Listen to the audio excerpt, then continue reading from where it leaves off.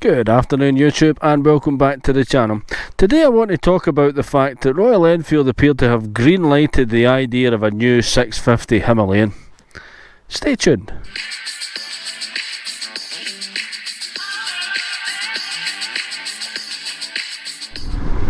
So from the information that we already have, it seems that the main takeaways are going to be that the new 650 is going to be in two different variants.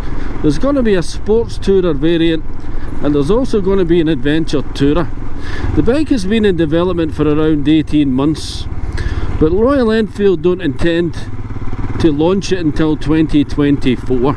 So if you can imagine a sports tourer that's highway based and it's more capable than say your 650 Interceptor at covering long distances comfortably. But the styling on the 650 Adventure is going to be similar to what you see in the current 410. In fact, Royal Enfield have said it's going to be somewhere in the region of 80 to 85% in terms of similarity. But having said that, they are still pretty clear that this is not going to be an adventure bike that's really designed for off-road hardcore trails. In fact, they've dropped the front wheel from a 21 inch down to a 19 inch. It's still going to be spoked on the Adventure, but it's going to be an alloy on the Sport Tourer. So I think Royal Enfield really are trying to temper expectations with this one. With the 650 Adventure, yes, it's going to have spoked wheels, but it's going to be a 19 inch front wheel, and they have said that it's going to be less adventure ready or less off-road capable than the current 410. The bike is more about covering distances comfortably and probably carrying significant amounts of weight. But they have said that the upgraded suspension will help it to handle off-road, or at least light off-roading on gravel paths and that type of thing. So what else can we expect to see from these new bikes? Well, Royal Enfield have said that they're going to upgrade the brakes, which is no real surprise considering it's going to be a much more powerful engine. They've also said there's going to be a TFT display, which, let's face it, moving into 2024, I don't think people will expect anything less than that. There's going to be various different riding modes and a single level traction control. I would expect as well to see switchable ABS, considering we're already seeing that on the new BS6 version of the 410 Himalayan.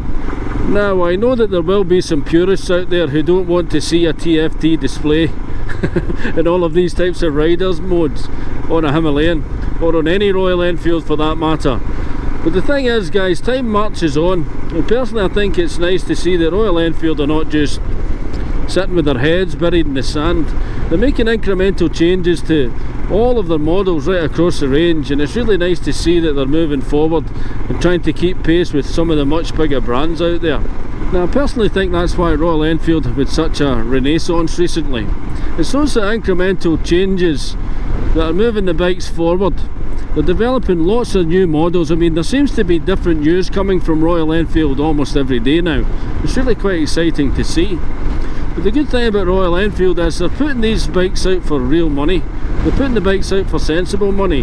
And when you think about when Royal Enfield first produced the Himalayan, the 411 that I'm sitting on at the moment, the adventure segment in particular was becoming almost unaffordable.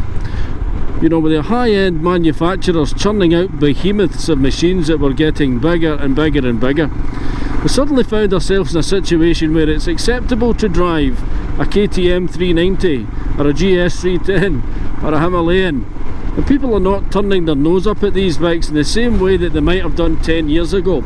And that's because there's a dawning realisation that these bikes, generally speaking, are more capable off-road, and that's because of the capability of the rider. It's much easier to lift a KTM 390 off the ground 5 times in a day than it is to pick up an Africa Twin 5 times in a day, and that's the point I'm trying to make.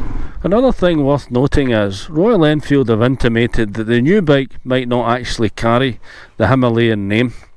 Now, we're not entirely sure why that might be the case, but I can only imagine it's because they don't want to confuse riders into believing it's the same bike with the same off-road capability. There will be people out there asking the question, if this bike is going to be less off-road capable, then what is the point?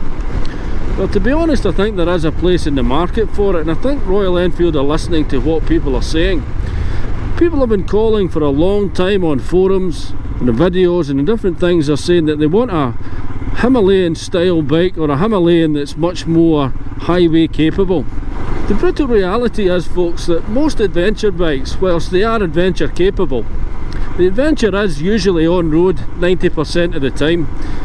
And people have it as a backup. It's that romantic notion of, I might find myself in a green lane someday. Now, of course, there are people who are a lot more hardcore and do a lot more off-roading, but that's not really where the new bike's going to sit in that segment.